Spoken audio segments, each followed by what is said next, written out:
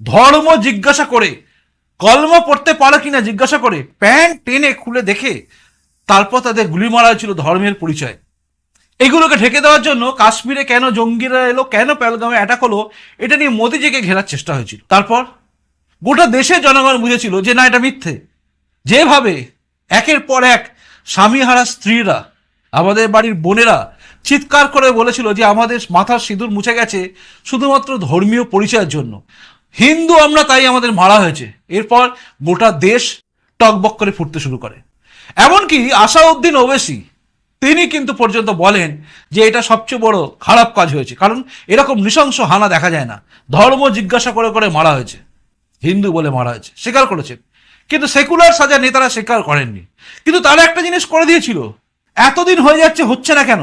সর্বদলীয় মিটিং হয়েছে, এখনো করতে পারছে না কেন? মোদিজি 56 ইঞ্চি ছাদে কি ফুস হয়ে গেছে? এই টাইপের প্রশ্ন বারবার এসছে।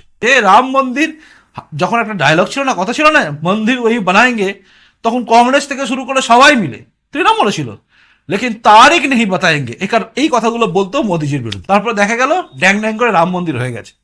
এক্ষেত্রেও তাই, পেহেলগাঁও অ্যাটাকের পরে হয়েছিল অপারেশন সিঁদুর, গুঁড়িয়ে দেওয়া হয়েছিল পাকিস্তানে থাকা নটা জঙ্গি ঘাঁটি। মাসুদ আজহার আজও বেঁচে আছে দগদগে ক্ষত নিয়ে বুকের মধ্যে, যে আমার বাড়ির সব লোক মরে গেল, আমি কেন বেঁচে গেলাম, আল্লাহ আমাকে মারলে না কেন।